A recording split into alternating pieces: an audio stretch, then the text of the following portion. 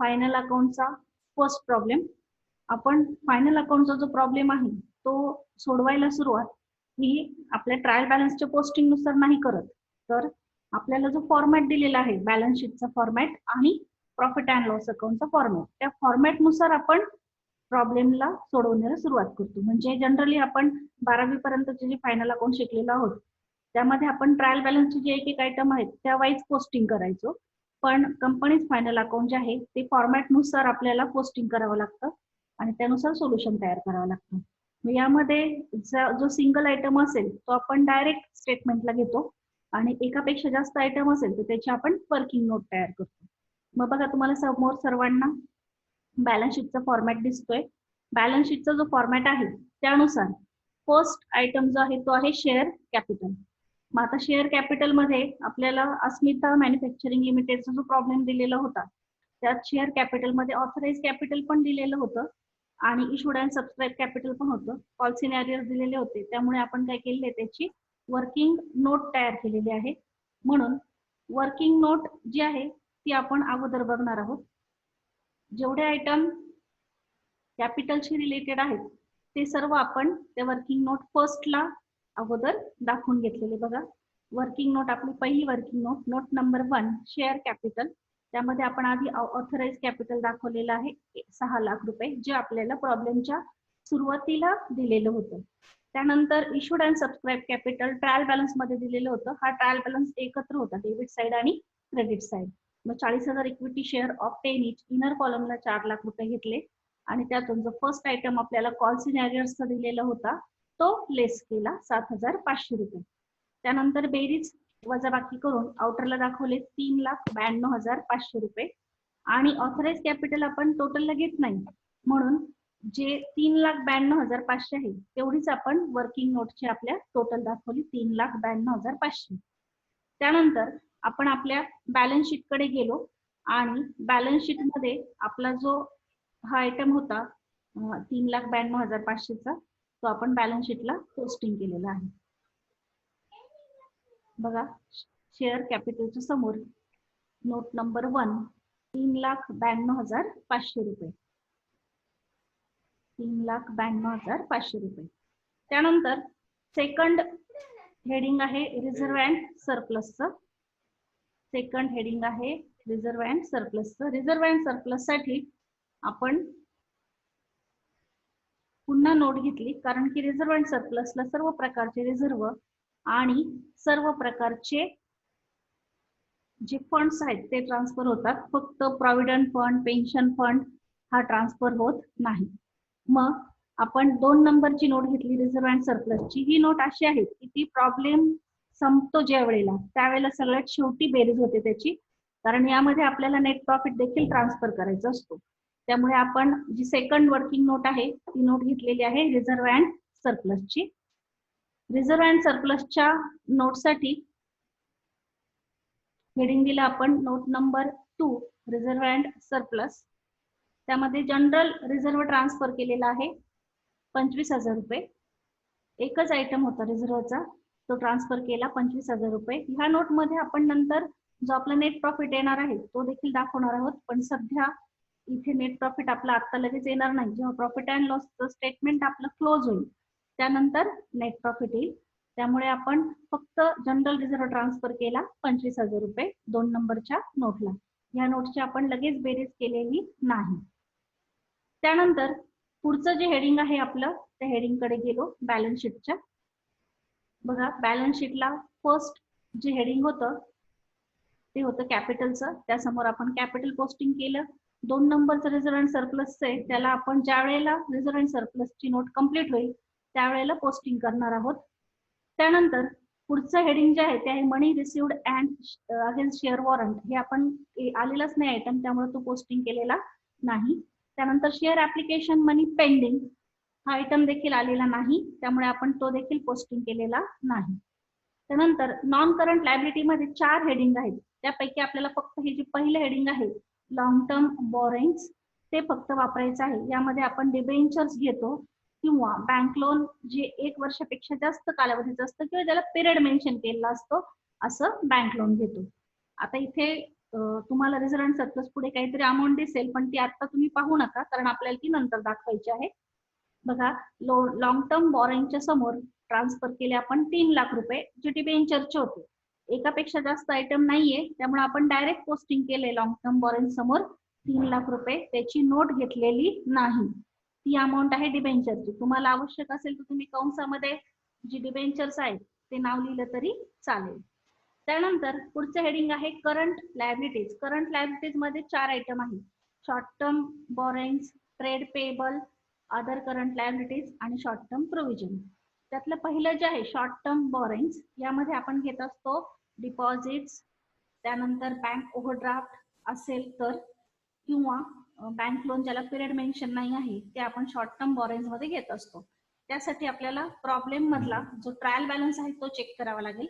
बघा, trial balance मध्ये call सिनॅरियस, premises, plant and machinery, interim dividend, stock, deposit येतोय का बघायचा, बँक लोन येतोय का बघायचं, किंवा बँक ओव्हरड्राफ्ट येतोय का ते बघायचं. यामध्ये नाहीये. पुढचं बघू. बघा, यामध्ये आता आपण 6% डिबेंचर पोस्टिंग केलेले आहेत 3 लाख रुपये. त्याच्याच खाली fix deposit accepted from public 25,000, 25,000 रुपयाचं फिक्स डिपॉझिट आहे. डिपॉझिट आहे म्हणून आपण ते शॉर्ट टर्म बॉरोइंगच्या समोर दाखवणार आहोत. एकापेक्षा जास्त आयटम असतात तर नोट घेतली असती, पण सिंगल आयटम असल्यामुळे डायरेक्ट पोस्टिंग करायचं आहे. त्यानंतर ट्रेड पेएबल समोर आपण ही जी क्रेडिटर्सची अमाऊंट आहे 50,000 रुपये ती दाखवणार आहोत.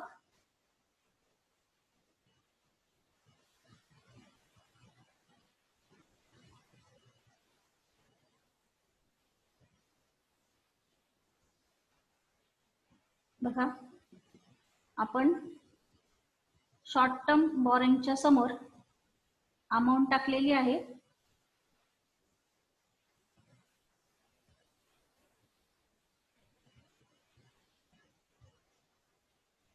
इथपर्यंत आलो होतो आपण. त्यानंतर शॉर्ट टर्म बॉरोइंगच्या समोर 25,000 रुपये लिहिले. हे आहेत आपले फिक्स डिपॉझिटचे. एकच आयटम आहे त्यामुळे नोट नाही घेतलेली. ट्रेड पेएबल म्हणजे क्रेडिटर्स. क्रेडिटर्स पण सिंगल आयटम आहे त्यामुळे नोट नाही घेतलेली. डायरेक्ट ट्रेड पेएबल समोर आपण 50,000 रुपये पोस्टिंग केले. त्यानंतर अदर करंट लायबिलिटीज मध्ये काय पोस्टिंग करायचं, तर ज्या लायबिलिटीज आहेत परंतु वरच्या हेडिंग मध्ये आलेल्या नाहीत त्या सर्व इथे पोस्टिंग होतील. उदाहरणार्थ बिल्स पेएबल असेल, त्यानंतर आउटस्टँडिंग एक्सपेन्सेस असतील, ऍडजस्टमेंट मध्ये असतील किंवा ट्रायल बॅलन्स मध्ये असतील, त्यानंतर प्रॉव्हिडंट फंड असेल, तर हे आपण सर्व इथे अदर करंट लायबिलिटीला पोस्टिंग करणार आहोत. त्यासाठी पुन्हा प्रॉब्लेम पहा. Trial balance. ट्रायल बॅलन्स मध्ये काय काय आलेलं आहे, ज्या लायबिलिटीज आहेत आतापर्यंत पोस्टिंग झालेल्या नाहीत ह्या सर्व ऍसेट्स आणि खर्च आहेत. त्यानंतर पुढे बघूयात. बघा, डिबेंचर इंटरेस्ट पेड आहे 9,000 रुपये आणि ऍडजस्टमेंट मध्ये आपल्याला provide interest accrued on debenture म्हटलंय, म्हणजेच आउटस्टँडिंग आहे. तर हे आउटस्टँडिंगचा इफेक्ट आपला अदर करंट लायबिलिटीला येईल. त्यानंतर बिल्स पेएबल पण दिलेले आहेत त्यामुळे 2 आयटम आपले अदर करंट लायबिलिटीला येतील. एक येईल इंटरेस्ट अक्रूड ऑन डिबेंचर म्हणजेच आउटस्टँडिंग इंटरेस्ट डिबेंचर वरचं, आणि एक आयटम येईल आपला बिल्स पेएबल. 2 आयटम आहेत म्हणून आपण त्याची नोट घेणार आहोत. नोट घ्या.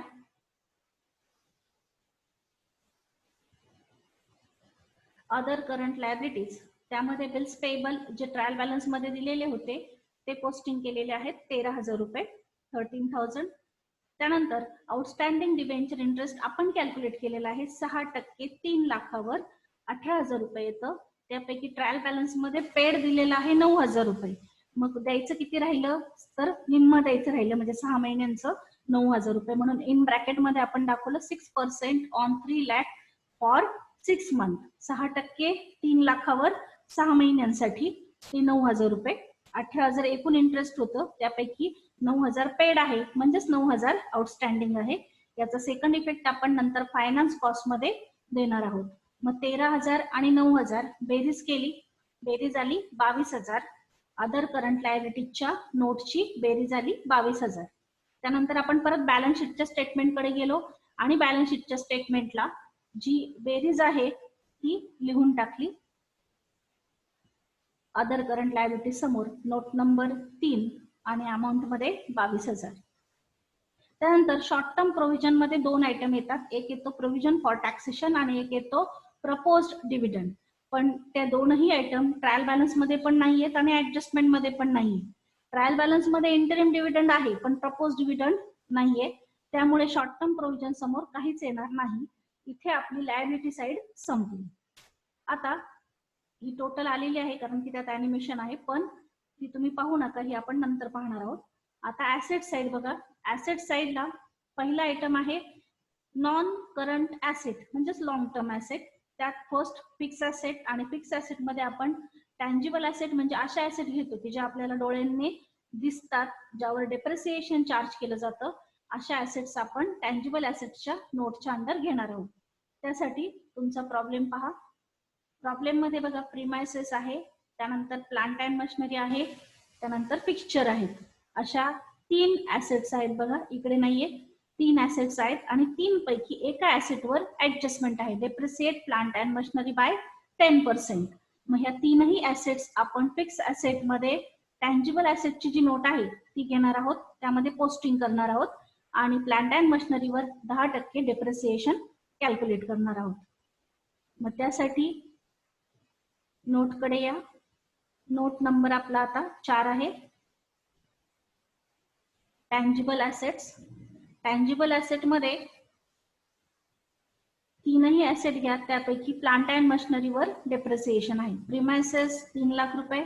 प्लांट अँड मशिनरी आपण इनर कॉलमला घेतलेली आहे 3,30,000 रुपये आणि त्यातून डेप्रिसिएशन 10% म्हणजे 33,000 रुपये वजा करून आउटरला घेतलेले आहेत 2,97,000 रुपये. त्यानंतर फिक्स्चर घेतलेले आहेत 7,200 रुपये. 3 टँजिबल ऍसेट होत्या, त्यापैकी एकावर डेप्रिसिएशन होतं, मग डेप्रिसिएशन मायनस केलेलं आहे आपण आणि तीनही ऍसेट्स टँजिबल ऍसेटच्या नोटला घेतल्या. त्यानंतर यांची बेरीज केली, बेरीज आलेली आहे 6,04,200 रुपये. Premises 3 lakh, plant and machinery inner कॉलमला घेतली 3,30,000, त्यातून डेप्रिसिएशन मायनस केलं 33,000 रुपये, मायनस करून आउटरला आले 2,97,000 रुपये. त्यानंतर फिक्स्चर घेतले 7,200 आणि त्यानंतर त्यांची बेरीज केलेली आहे, बेरीज आलेली आहे 6,04,200 रुपये. आता ही जी टोटल आहे ती घ्या बॅलन्स शीटला. बॅलन्स शीटला आपल्या स्टेटमेंटला, बॅलन्स शीटच्या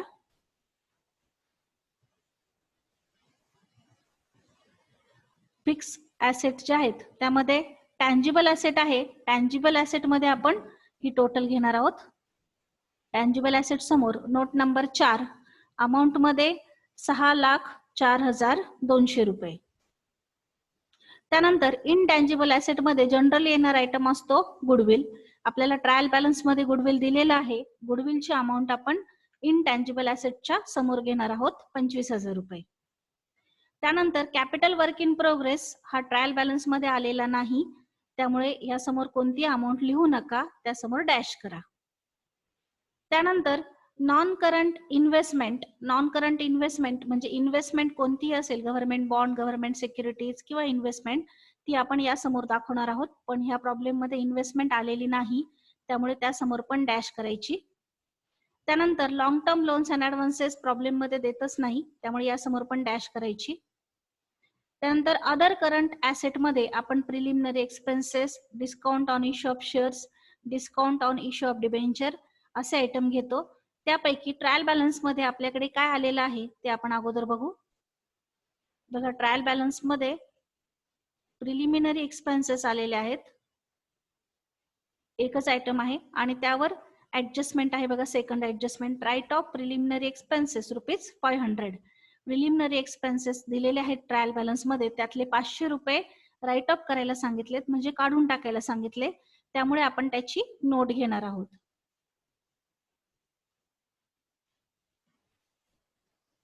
मग नोट घ्या. Other non current asset note number 5. Other non current asset, त्यामध्ये प्रिलिमिनरी एक्सपेन्सेस इनर कॉलमला घेतले आपण. त्यानंतर लेस रिटर्न ऑफ 500 रुपये सांगितलेले होते ऍडजस्टमेंट मध्ये, लेस करून आउटरला 4,500 रुपये, बेरीज तेवढीच येईल 4,500 रुपये.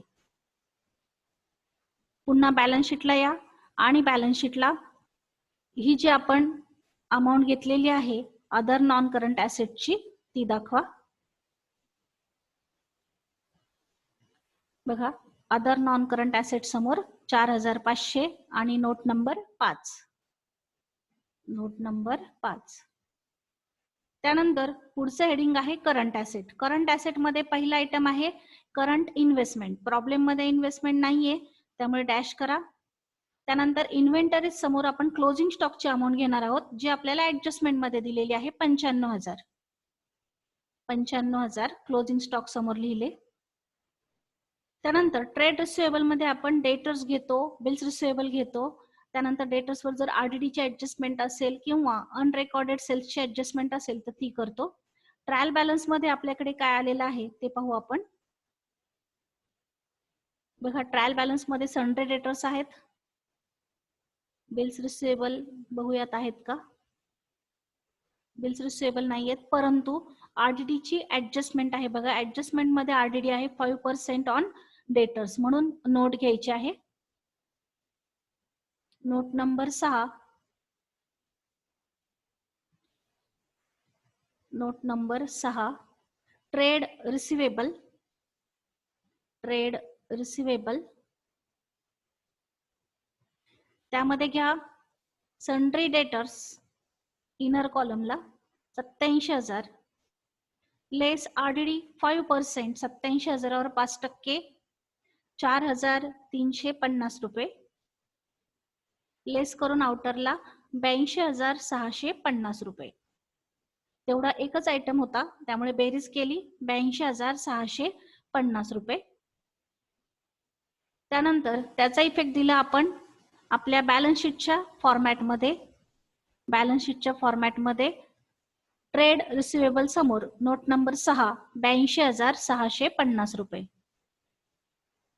त्यानंतर पुढचे हेडिंग आहे कॅश अँड कॅश इक्विव्हॅलंट.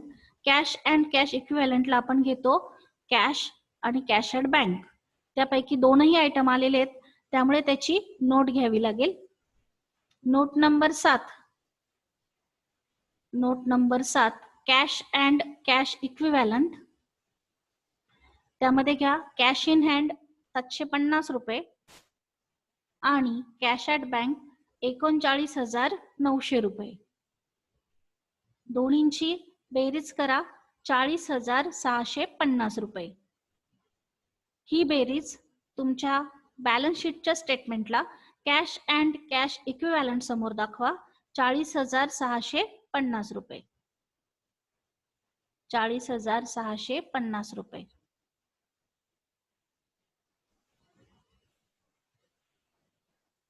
त्यानंतर short term loans and advances समोर जनरली प्रीपेड एक्सपेन्सेस येतात, पण ऍडजस्टमेंट मध्ये किंवा ट्रायल बॅलन्स मध्ये प्रीपेड एक्सपेन्सेस दिलेले नाही त्यामुळे त्यासमोर डॅश करा. त्यानंतर अदर करंट ऍसेट समोर इंटरेस्ट ऑन इन्व्हेस्टमेंट नावाचा आयटम येतो, पण प्रॉब्लेम मध्ये इन्व्हेस्टमेंटच नाही त्यामुळे इंटरेस्टचा प्रश्नच येत नाही त्यामुळे त्यासमोर पण डॅश करा. बॅलन्स शीटचे जेवढे आयटम होते तेवढे सर्व पोस्टिंग झालेले आहेत. आता प्रॉफिट अँड लॉसच्या स्टेटमेंटकडे या. ही बेरीज आपण नंतर दाखवणार आहोत. प्रॉफिट अँड लॉसचं जे स्टेटमेंट आहे त्यामध्ये फर्स्ट आयटम आहे revenue from operation. Revenue from operation समोर सेल्सची अमाऊंट लिहा 4,15,000 रुपये. त्यातून एक्साइज ड्युटी लेस करायची असते, पण प्रॉब्लेम मध्ये एक्साइज ड्युटी नाहीये त्यामुळे डॅश करा. त्यानंतर रेव्हेन्यू फ्रॉम ऑपरेशन नेट तेवढाच येईल 4,15,000 रुपये.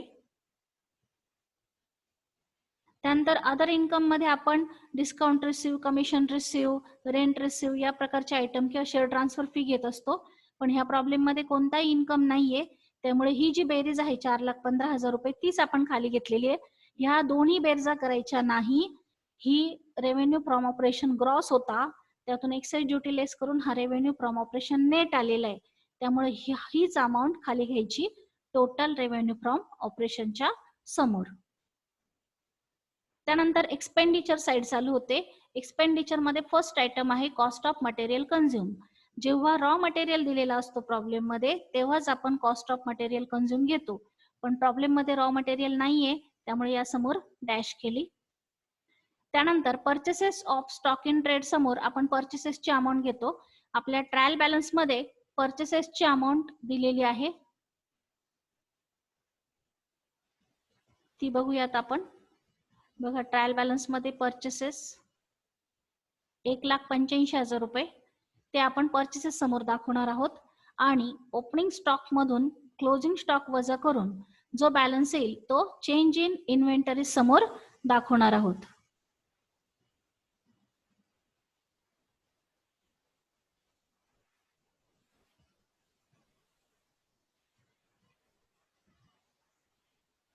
बघा, purchases of stock in trade समोर परचेसेसची अमाऊंट लिहिली, रिटर्न्स असते तर आपण लेस केले असते. 1,85,000 रुपये परचेसेस आहेत. त्यानंतर चेंज इन इन्व्हेंटरी समोर आपण ओपनिंग स्टॉक मधून क्लोजिंग स्टॉक वजा करून लिहिला. ओपनिंग स्टॉक 75,000 होता, क्लोजिंग स्टॉक 95,000 होता. मग 75,000तून 95,000 वजा केले म्हणजे मायनस मध्ये उत्तर आलं, म्हणून आपण कंसामध्ये टाकलेले आहेत 20,000 रुपये, कंसात 20,000. त्यानंतर पुढचं हेडिंग आहे employee benefit expenses. Employee benefit एक्सपेन्सेसला आपण घेतो सॅलरीज, वेजेस, बोनस, त्यानंतर स्टाफ वेलफेअर एक्सपेन्सेस. त्यापैकी जे काही प्रॉब्लेम मध्ये आलेलं असेल ते आपण इथे दाखवणार आहोत. पण एकापेक्षा जास्त आयटम असेल तर मात्र नोट घ्यावी लागेल. बघा, वेजेस आहेत आणि सॅलरी आहे, 2 आयटम आहेत, त्यामुळे त्याची नोट घ्यायची.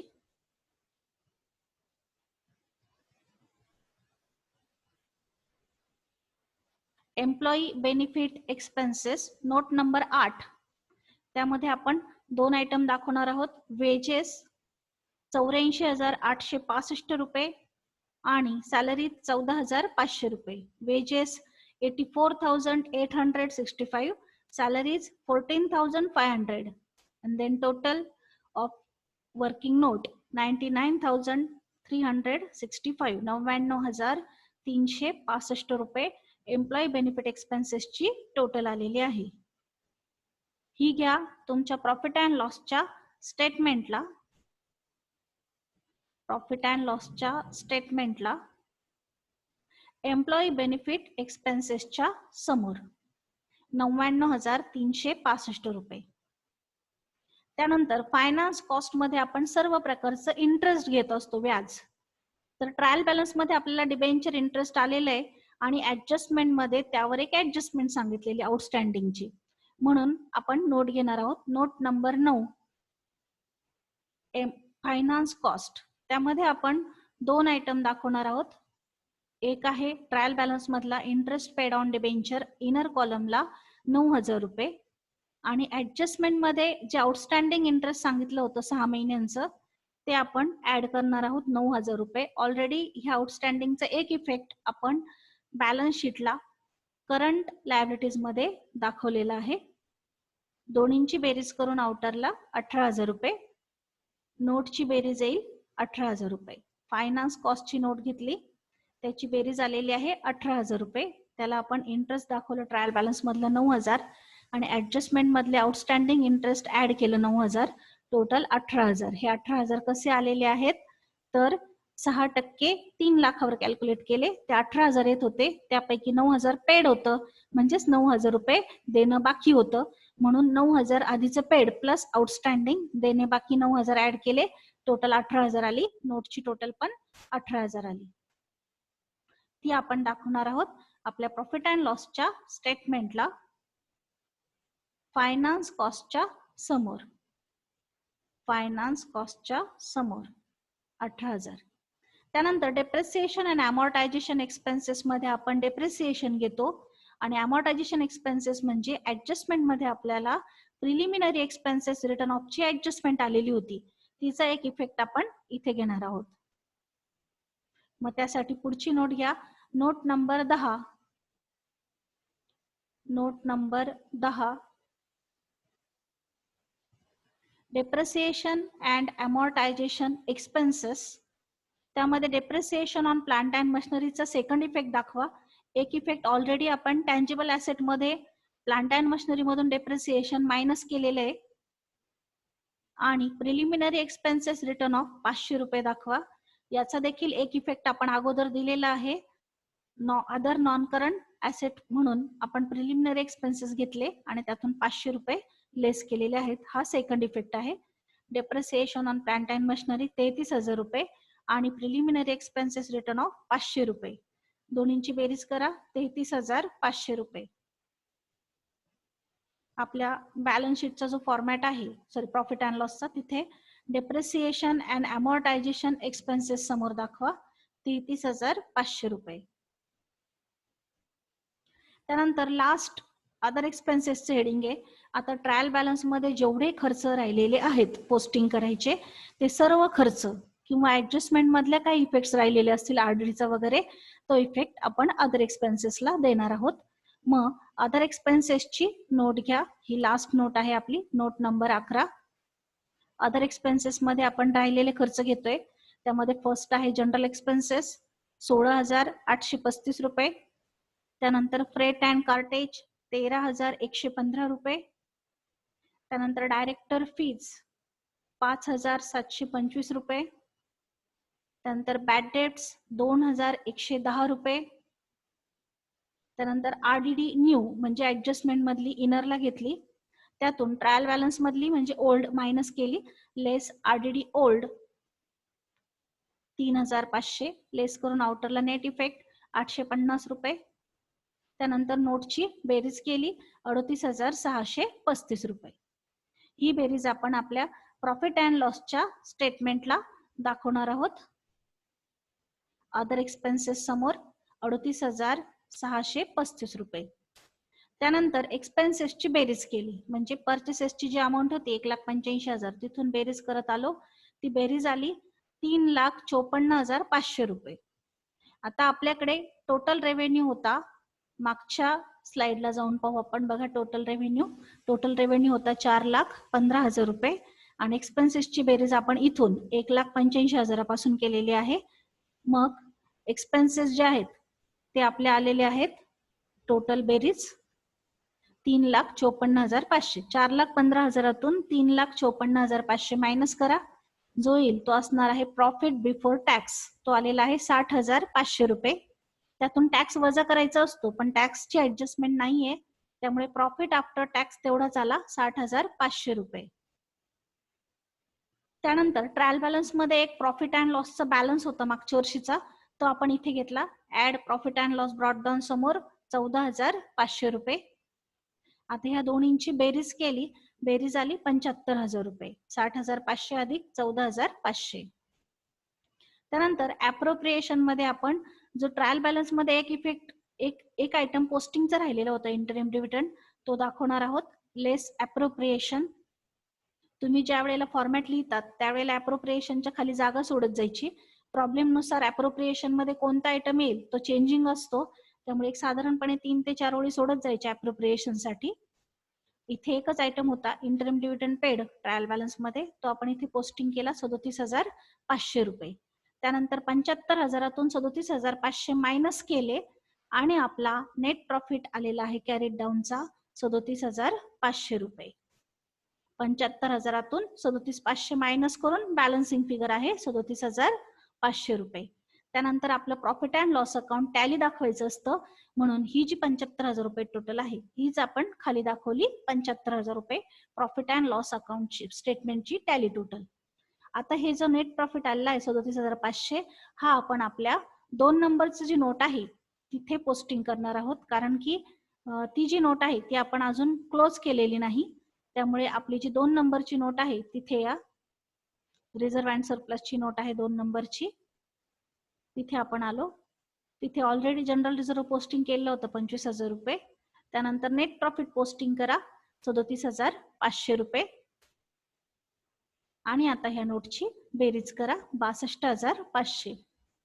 ही आपण आपल्या बॅलन्स शीटच्या स्टेटमेंटला दाखवणार आहोत. बॅलन्स शीटच्या स्टेटमेंटला बघा इथे रिझर्व्ह अँड सरप्लस समोर 62,500 रुपये. त्यानंतर बॅलन्स शीटची लायबिलिटी साइड म्हणजे इथपर्यंत यांची बेरीज केली आपण, ती आली 8,52,000. त्यानंतर ऍसेट साइडला जे आयटम आपण पोस्टिंग केले होते त्याची पण आपण बेरीज केली, ती पण आली 8,52,000. म्हणजे आपला अस्मिता मॅन्युफॅक्चरिंग लिमिटेडचा प्रॉब्लेम 8,52,000 टॅली झालेला आहे.